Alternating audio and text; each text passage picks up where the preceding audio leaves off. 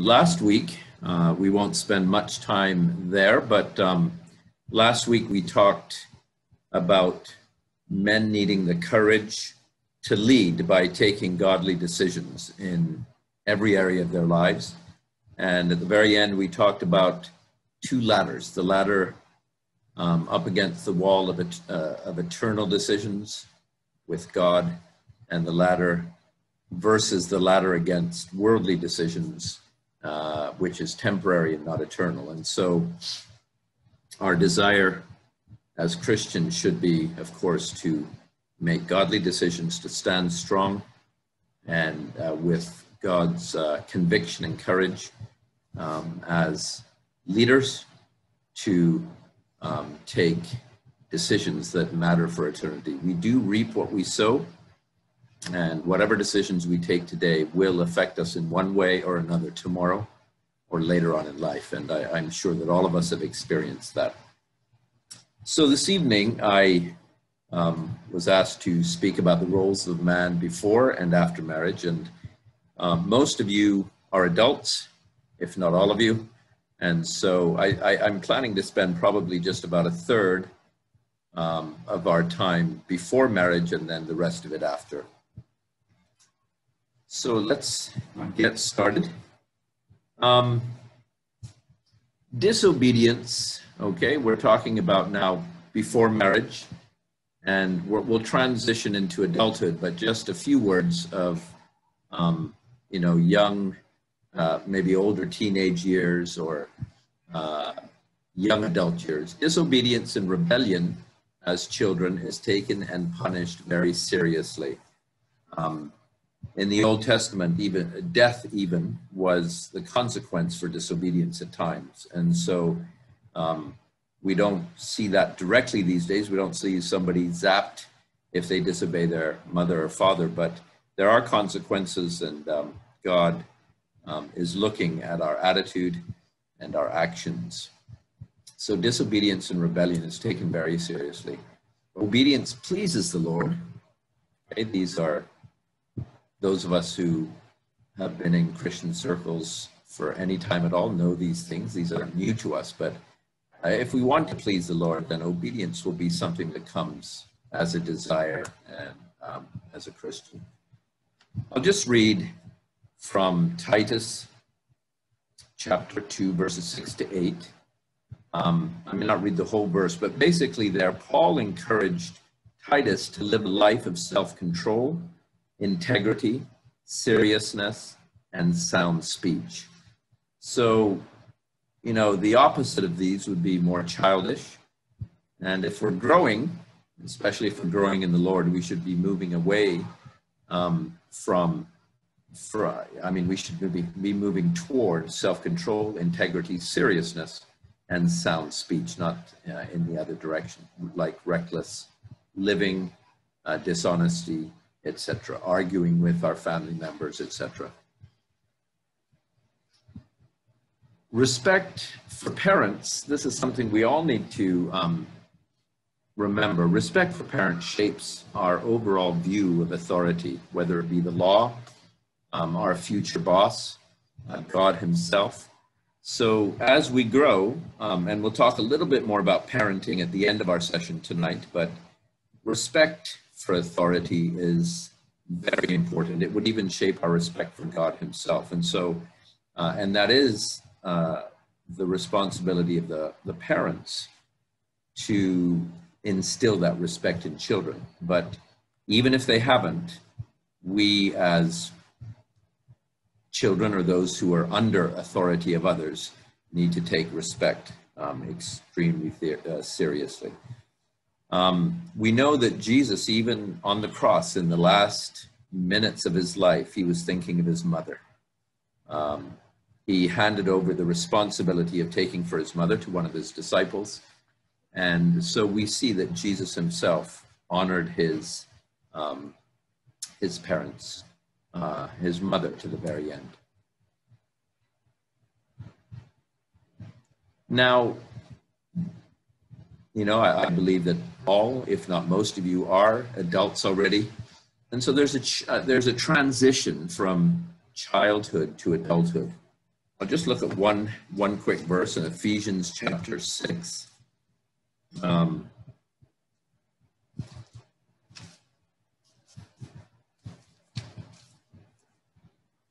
it says this, a familiar one to all of us, verse 1, children, obey your parents in the Lord, for this is right. Then verse 2, honor your father and mother. This is the first commandment with a promise. So there is a transition that happens. When we're children, we obey our parents implicitly. That should be our attitude and our demeanor. But when we become adults, we aren't expected to obey our parents and everything, but we are expected to honor them.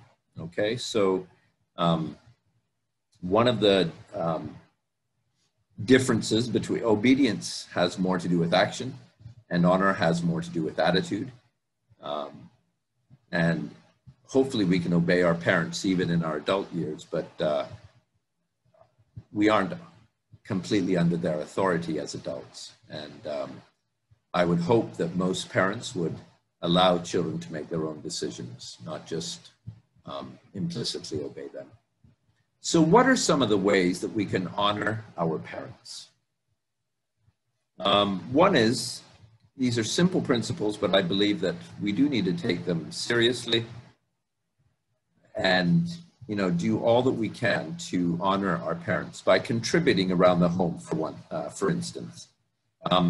Give your mother a break once in a while if she's doing the cooking, or your father if he's doing errands. Offer to do some errands. Go pick up the groceries, clean the dishes, do some cooking once in a while if you're not going to kill your parents. But contribute more to work around the house. Contribute financially as you're able.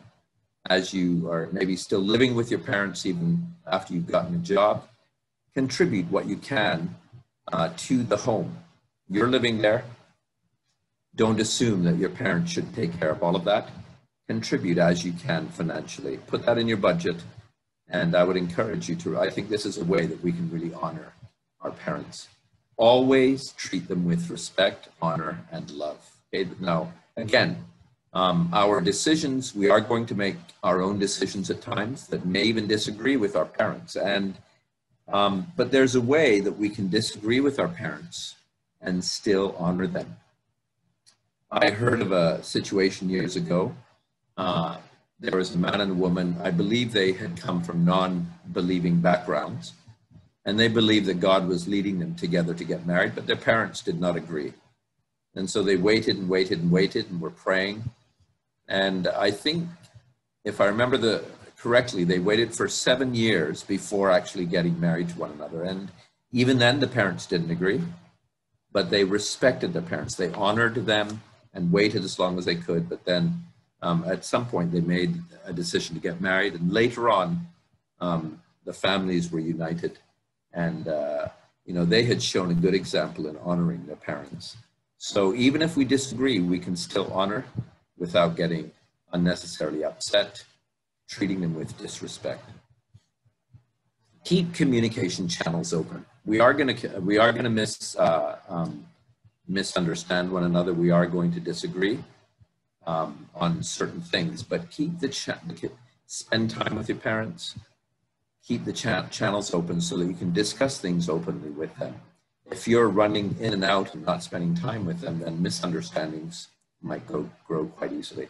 Spend extra time building the relationship, and so that when times do come where you disagree on certain things, then you can discuss those. All right, now what I thought we would do is, okay, so as adults, we must outgrow blind obedience to our parents, but never honor. We never outgrow honor. We honor our parents until they leave this world.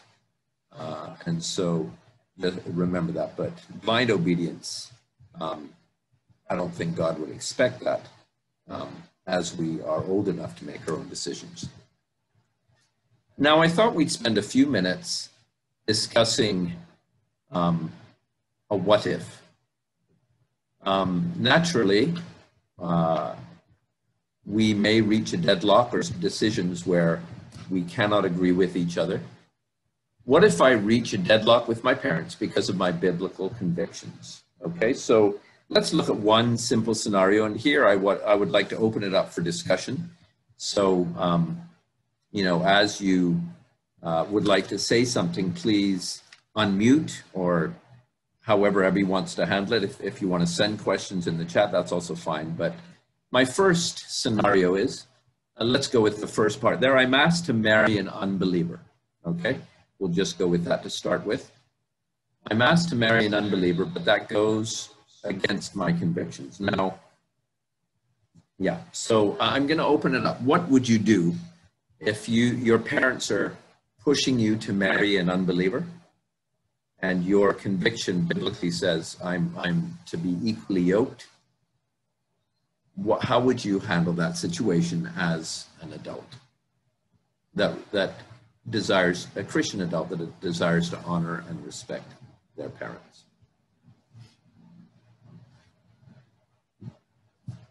Any thoughts?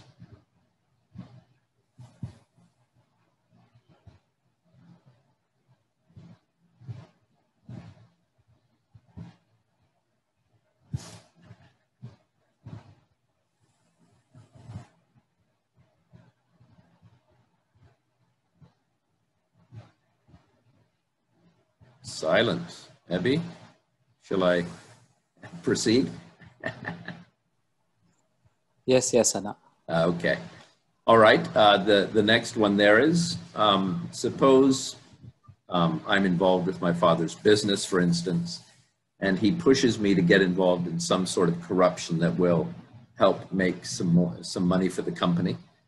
To get a clarity of your next part, which you said, get involved in some corruption. I mean, what exactly are you trying to say there? Okay, I don't have a particular scenario in mind, but just hypothetically, you're working for your father in his business or company, and he wants you to do something that would compromise your values, pay a bribe, do something corrupt that will make the company more money.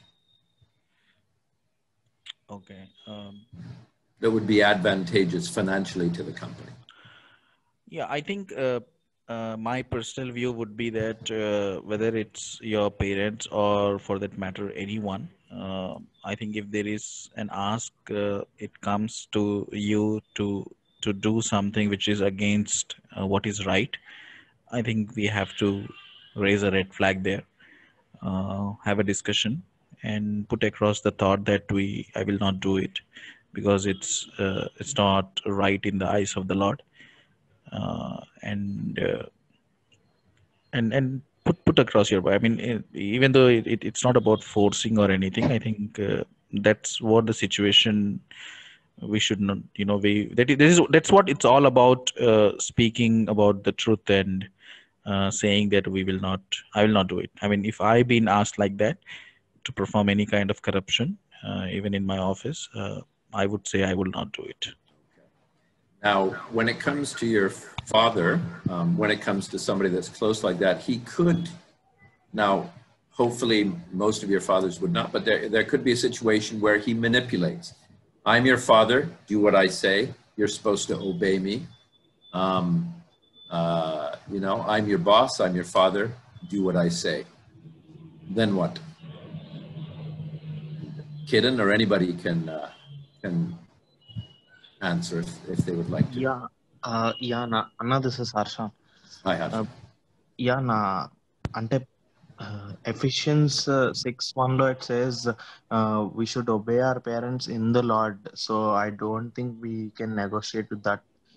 So, but I don't know how to approach directly saying a no on their face. But I don't think we should do it.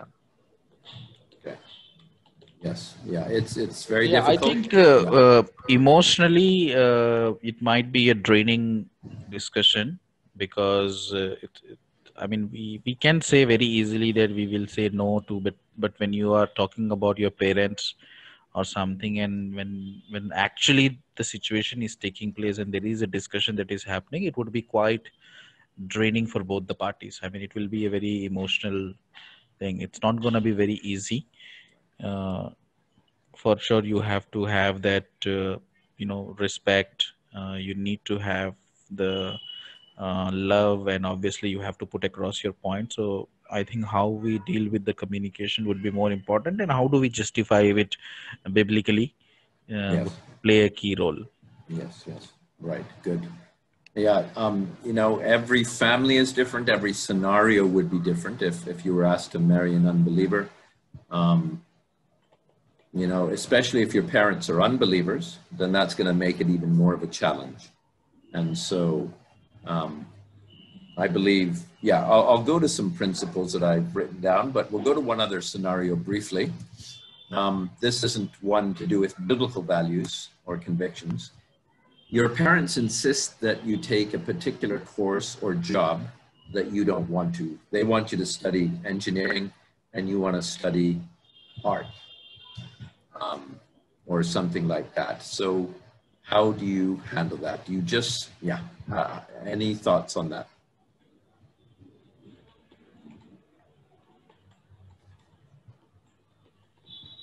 Anna, this is Ben here. So, Yes. Hi. yeah, I've gone through the same thing. So, the point is, the time when we are asked to take a particular course or something, parents still believe that we are still children and we are not at the right age to take our own decisions, though we give our views and also the interest that we have in what we want to study. But it's really, really tough for us to put forth our points at that point of time. Even if we say something, they say, after this course, you do whatever you want to do. Right. But first do this. Right. I understand from a parent's perspective because they've seen life more than us. Right. And they know what is right, good for us. But I think there's a fine line where even they have to understand why we are trying to take that course. Yes. I think this generation, parents are allowing children to take what they're interested in. But seeing their interest is what is more important. So it is tough for a child at that age, in Indian context, to put forth their view and say, no, this is what I want to do. It's really tough. That is my comment on this. That's really good. And it's true. It's hard.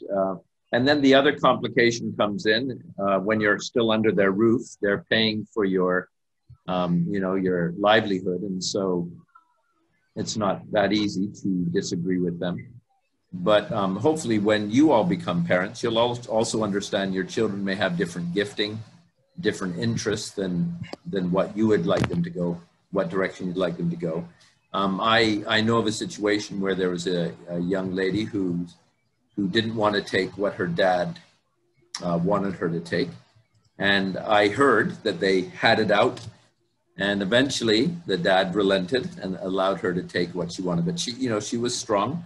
She stood on, this is my interest, this is my gifting, and I'd like to go in this direction. And finally, he did agree. And so, I think that, again, making sure that we're honoring, not arguing, but trying as much as we can to discuss and honor, like you said, they've seen more of life than we have. And so understanding it from that point of view. Because of time, I think I'll just go to a few principles that I wrote out. And, this isn't exhaustive, but I feel that this might help us in some of these. One, ask for counsel and prayer from trusted mentors. If appropriate, take them to visit your family to discuss the issue, whatever the issue might be. Prayer really can change things. And then involving others in prayer can be very helpful, and counsel. Sometimes those counseling you will offer some perspectives that you have not heard, that you have not thought of. Secondly, wait as long as possible to see if their heart or the situation changes. It's, sometimes these things flare up and we feel the decision has to be made right now.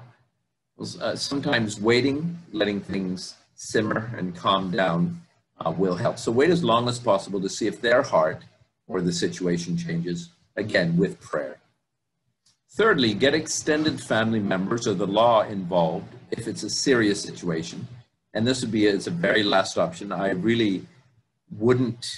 would hate to see the law involved in these kinds of situations, but sometimes maybe there are some other extended family members that might be able to help mediate, mentors and or extended family. And finally, again, I would see this as the very last option, but leave home if no resolution is possible and you're being forced into doing something that is against your biblical convictions. But wherever possible, negotiate. See if you can find a compromise.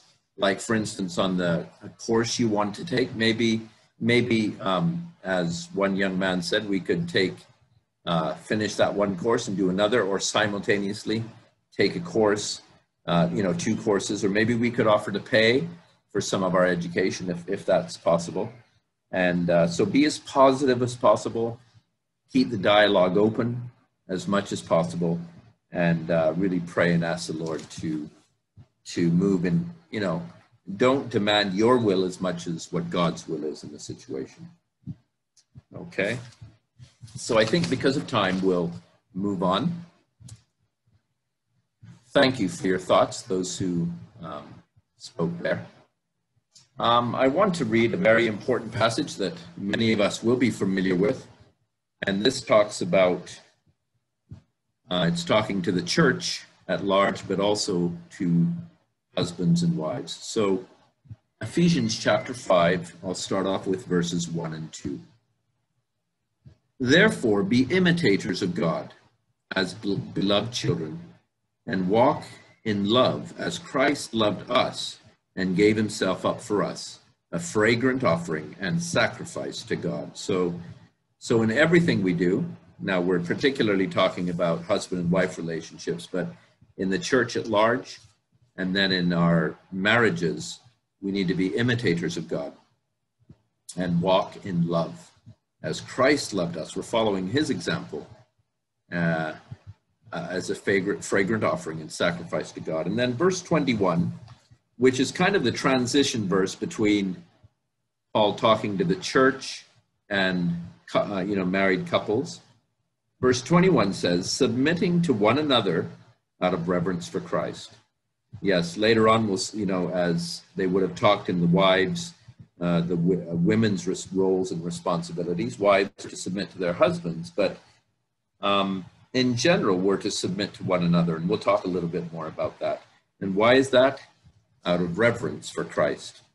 And then let's read verses 25 to 33, and this will be the main verses for our discussion this evening. Husbands, love your wives as Christ loved the church and gave himself up for her, that he might sanctify her, having cleansed her by the washing of water with the word, so that he might present the church to himself in splendor, without spot or wrinkle, or any such thing, that she might be holy and without blemish. In the same way, husbands should love their wives as their own bodies. He who loves his wife loves himself. For no one ever hated his own flesh, but nourishes and cherishes it, just as Christ does the church, because we are members of his body. Therefore, a man shall leave his father and mother and hold fast to his wife, and the two shall become one flesh. This mystery is profound, and I am saying that it refers to Christ and the church. However, let each one of you love his wife as himself, and let the wife see that she respects her husband. Okay, so I think I'll go ahead and teach like we did last week, and then at the end we'll open it for questions and answers and comments. Okay, first, be imitators of Christ. That's our the highest standard we have. Submit to one another.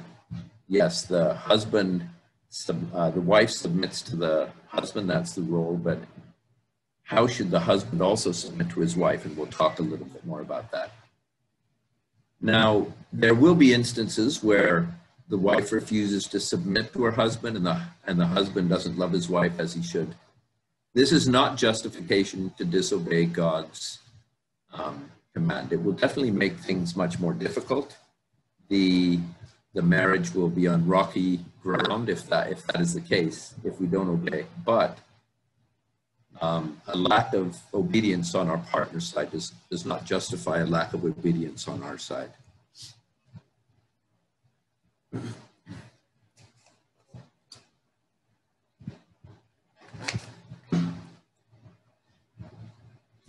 Now we'll start. I think one of the first roles I'd like to talk about is the role of the husband to take a stand to leave and cleave.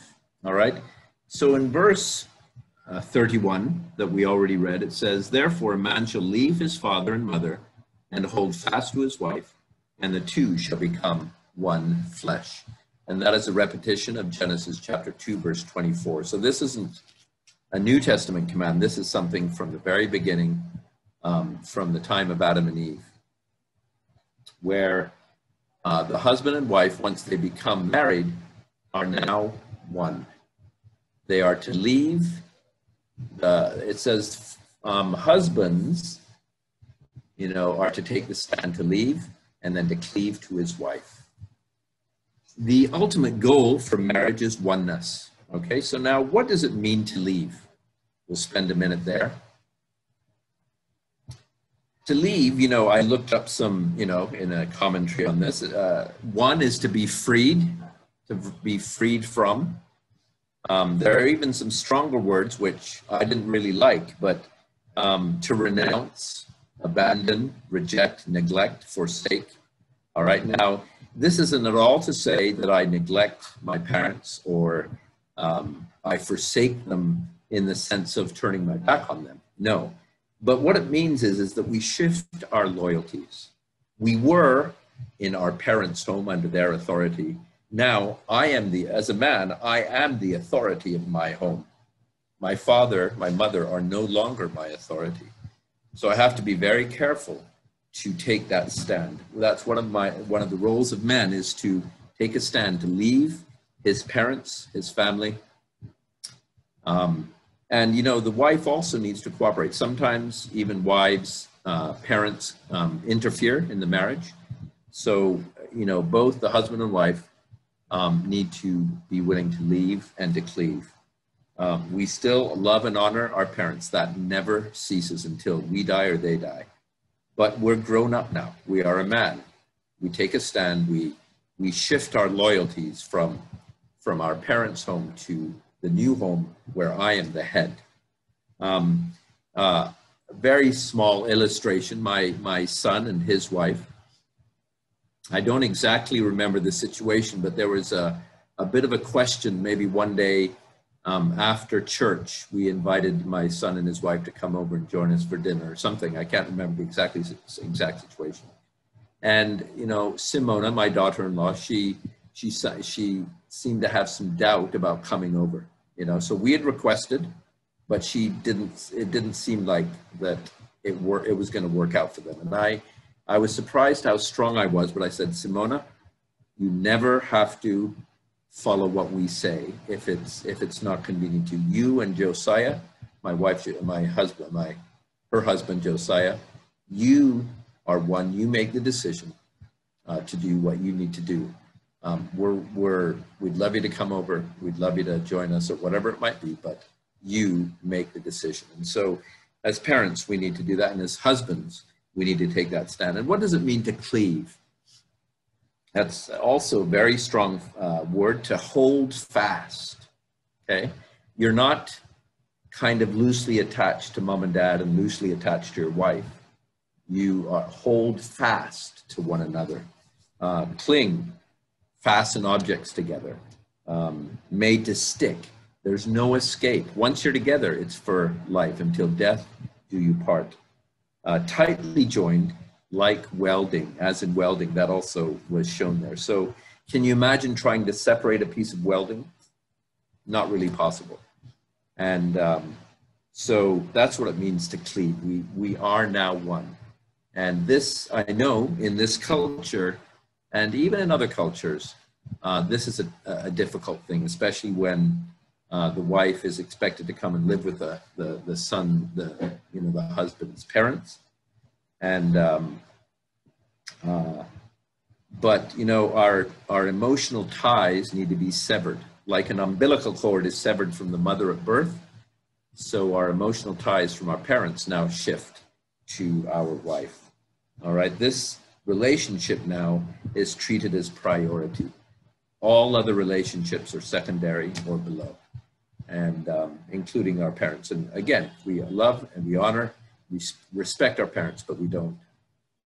We are to leave and cleave. And again, the goal of our marriage is oneness, okay? Unity in our marriage. Your new family is now the priority over other family and friends.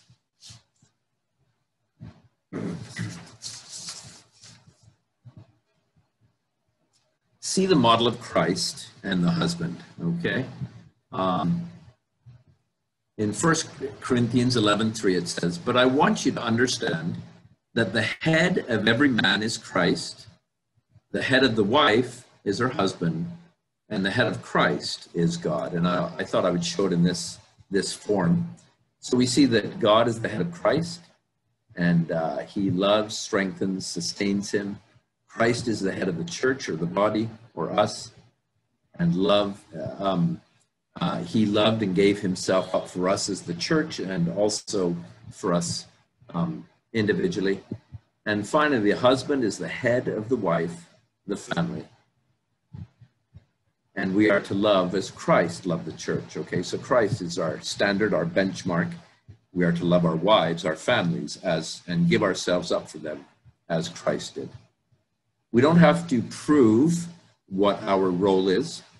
See, now, sometimes we might think that there's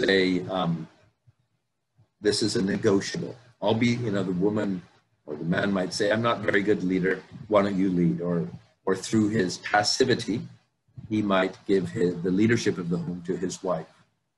We don't need, the Bible says that the man is the head. Okay, it's an ordained responsibility. And both husband and wife will answer to God for their roles in the marriage. So it's in our spiritual and psychological DNA to be the head of the family. It's not a negotiable. The man is the head. So now, suppose the wife is a stronger leader. Maybe she's, a stronger personality. At work, she's the boss, and you're not. You have maybe a job where you don't really have authority over others. So she's more gifted leader. In her role outside of the home, she's a leader. Then what? Should she move those roles into the family? Well, no. The man is the head of the household. Now, men, you can learn from your wives if they have more leadership gifts than you do. Learn from them. But ask God for the strength to fulfill your role as the head of the household. You will, us men will answer to God one day as to how we led our homes, and we'll be asked to present our wives to God. We'll be held accountable. One thing you'll notice here is, notice that God is the head of Christ, but is of no less value.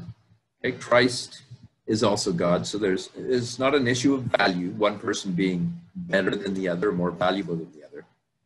Likewise, the man is no more value than the woman. Unfortunately, that's a misconception sometimes, although he is the head. That's a role given. It's not that he's better. The head and the body are mutually dependent. Now, let's read this. Instead, speaking the truth in love, we will grow to become, in every respect, the mature body of him who is the head, that is Christ. From him, the whole body, joined and held together by every supporting ligament, grows and builds itself up in love, as each part does its work. Okay, so as the head does his work and the body does its work, they work together. They're mutually dependent. And I've got a little illustration put up here. Here's the body. All right, we've got highlighted there's the head and the heart. The head protects and monitors the body. The signals go from the head to the body, right?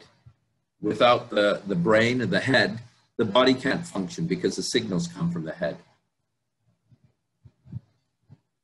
They complement one another. The heart from the body pumps blood to the brain, doesn't it, to the head. And so these two, the head and the body, the husband and the wife, are mutually dependent.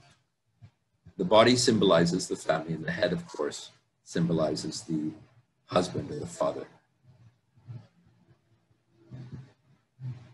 Now, I've put a chart together. This is 3 slides, so we'll need to move a little bit quickly, but I thought I would put side by side self-centered leadership versus Christ-like servant leadership, because our primary role as husbands, as men of our homes, is Christ-like servant leadership, as Christ loved and served the church. So I'll move through these fairly quickly and pause here and there to make a few points. And if you have questions at the end, please do feel free to bring those up. Okay, so the difference would be one, demanding obedience versus inspiring respect. The wife is asked to respect her husband, but the man, if he's a wise, godly, Christ-like servant, he's going to inspire her respect. One is a master who desires to be served, and Christ-likeness says he's a servant who serves selflessly, like Jesus washing his disciples' feet. Conditional love versus unconditional love. And of course, the love it speaks about here is agape, the active love that God has for his son and for his people, and that we are to have for our wives and our families. One is giving work, one is cultivating gifts and talents. Do this, do that, versus what are you good at? Okay, our wife might be better at budgeting, keeping budget for the home. Let her take care of that if she's better than you. Take note of your wife's gifts. Praise her for that. Maybe the husband is a better cook. You guys can work out what you do. The roles is who we are, and the other is what we do. So she might be great at decorating. You might be better at cooking. You need to work those out between yourselves. The husband may be more passive and reactive versus proactive and initiates leadership. Adam was passive, it seems, when Eve took the fruit.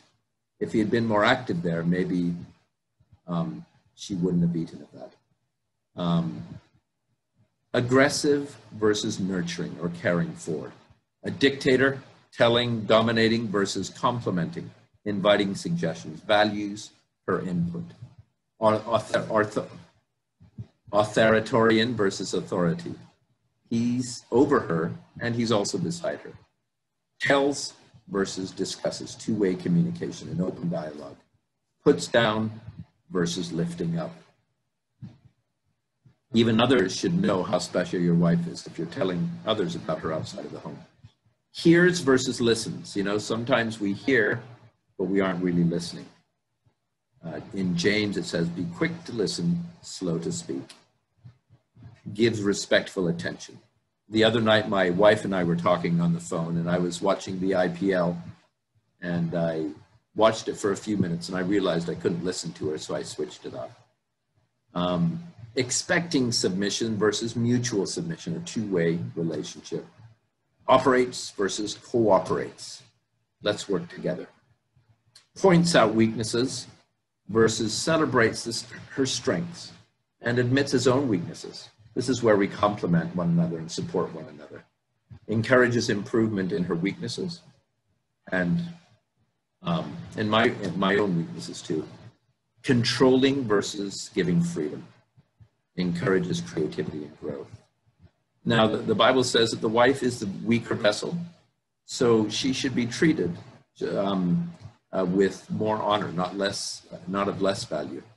In 1 Peter 3:7, it says that we should honor and cherish of equal value, because she's an heir with you of eternal life, so that our prayers will not be hindered.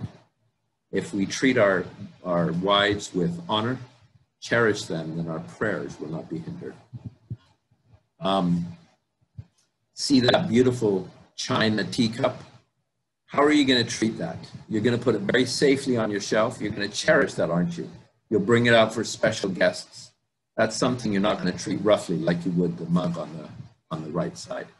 So in a nutshell, this is Christ-like loving servant leadership, which is our role. Leadership is a privileged and demanding responsibilities.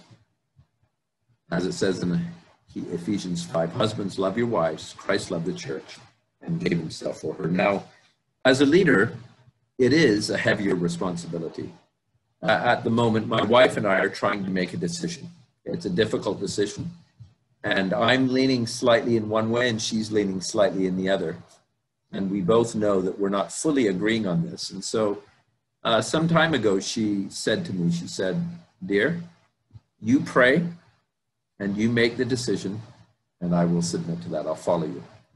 And as soon as she said that, I thought, that puts some weight on me as the leader, because I'm obligated to please the Lord in this decision, to pray and ask him for guidance. And then my wife said she would follow me in that.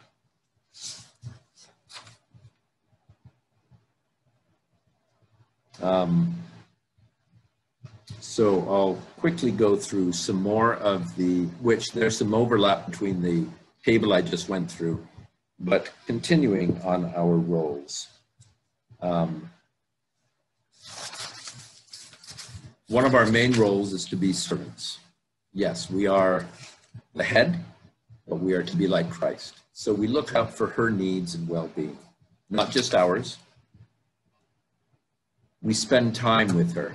If we're going to nurture and take care of our wife, we're going to spend time and getting to know her, her needs, her gifts, her wants, her desires, and so that we can nurture her in the best way possible. We're going to work on affection and encouragement, understanding and appreciation. Staying home, sometimes men have the attitude, oh, you're just at home and I'm going out to work. Well, I would challenge you men to stay home for a week and take care of your kids without your wife and see how easy that is. It's not easy. And her job doesn't stop. Ours is more, 8-9 hours, but our wives goes on 24/7. And so encourage her, strengthen her in that. Keep the channels of communication open. So service is one of our primary roles. Next, sacrifice. Okay, again, her needs are to be met first, okay? If we're sacrificing ourselves as Christ did, then her needs should come first, and we give up some of our own desires to meet her needs. Spiritual nurture. The husband is the head of the house, and so spiritual nurture should be happening. Now, your wife might be more gifted at leading a Bible study or leading a devotional with her children. That's fine. Allow her gifts to flourish and to come out. Encourage her, strengthen her gifts in every area. But she might be better at that, that's fine, but the spiritual nurture would be the responsibility of the man to make sure that you are meeting that need for the home, for a Christian home. We'll one day present our wives to God, and we'll have to account for how we nurtured them, how we nurtured our family. Christ is an example for spiritual disciplines, and let us imbibe those in our own lives as men, and then make sure that we do our best to see that that happens in the home. Not being too busy for that, making sure that that's a priority for the family. The husband provides. Now, this can be tricky sometimes because the wife might be making more money than the husband. The wife might be working when the husband's in between jobs. So what does it mean to provide? First, let's read 1 Timothy 5:8. But if anyone does not provide for his relatives, and especially for members of his household, he has denied the faith and is worse than an unbeliever. Now, that's a pretty big statement, isn't it? We might be working very hard and we still might not be able to make ends meet. So I would say that being a husband is really a walk of faith. We need to nurture our relationship with God personally and as a family so that when we meet difficult times, surprises in our marriage, difficult times where we're having a hard time making ends meet, then we ask God to help us get to be responsible. It's our responsibility that food is on the table. Our wives may be working with us, but we are to manage the provision, the finances of the home. A tithe is the minimum that we should be giving to the Lord, to ministry, to church. Hopefully some of us can give more than that, but that should be a priority in our budgeting. It would be our responsibility to make sure we're not living, getting into debt, and we're living responsibly within the budget that, the income that God has given us, and save for the future. All right. So I think these would be things that come under being the provider of the home. I'm just about finished. I've just got a couple more slides. The husband protects his wife. Okay. One, going back to leaving and cleaving, he might have to protect her from other relationships, whether it be her parents, his parents, friends, protecting the marriage from intruders. Okay. Not just thieves, although that could also be, if there are people that come into the home and threaten the family, the husband should be ready to step in to protect the family in that way.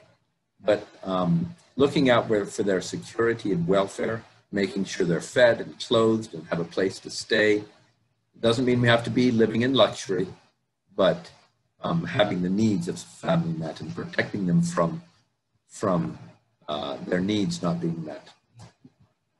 Responsible for sound and timely decisions. Okay, I think that's part of protection. Sometimes we may make impetuous decisions. Oh, I got a good job in Kanyakumari, let's go.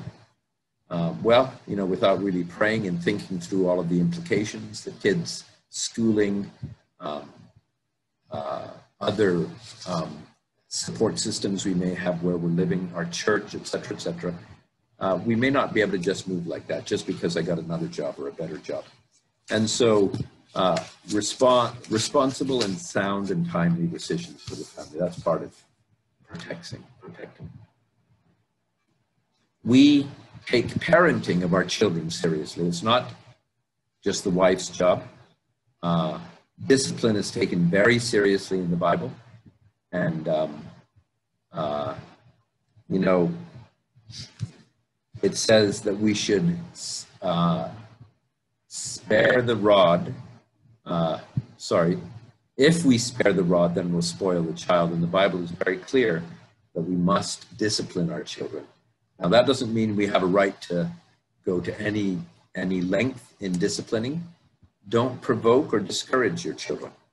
And, in parenting, we definitely need the wife and husband to work together.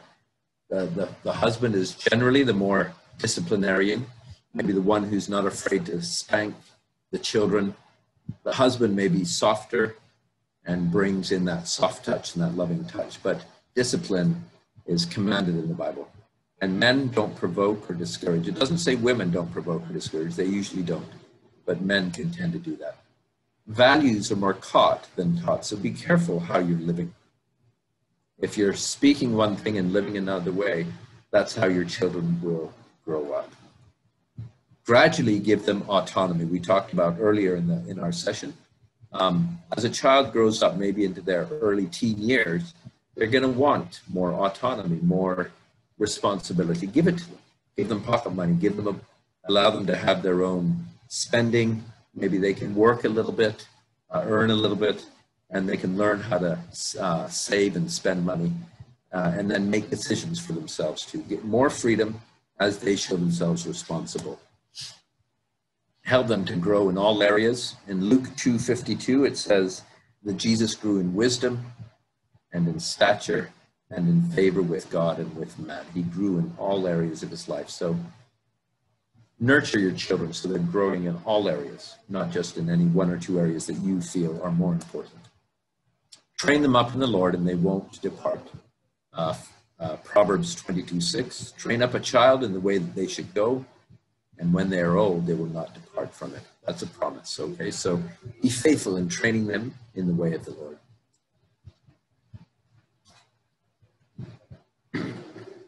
Okay, the bottom line is agape love, all right? And that kind of envelopes the whole area of being a husband, a father, a parent. I'll give you a challenge to take home, and some of you may have already done this, but read the passage in 1 Corinthians 13 about what agape love is, and put your name in the place of love. Love is patient, love is kind. Peter is patient, Peter is kind, Peter does not get angry, etc., etc. Well, once you put your name there, you can see how you're measuring up. So that's a challenge for you, men. And you know, earlier on in the session, I was going to ask the question, men, are you ready for this? This is a big, are you still interested in being the head of the home? Well, that's the role that God has given us. And he will give us the strength, because this is his role. He will give us the strength to live up to it if we're willing to humble ourselves, serve like Christ did. And so to sum up, our roles are to make sure that we leave and cleave. We live a Christ-like, loving servant leadership kind of a life. We'll be growing in all of these areas. None of us are going to be perfect, but these are the standards that God has given us. We're going to serve, sacrifice, provide, protect, and be the parents that God wants us to be. And all of this with God's agape love. That, I believe, are the important roles of a husband in the home. And may God give us all strength to be able to grow in these areas and prepare ourselves for marriage if we're not married. Some of you may be married. And may God give me strength to be a better husband. I'm way below par many times, and I need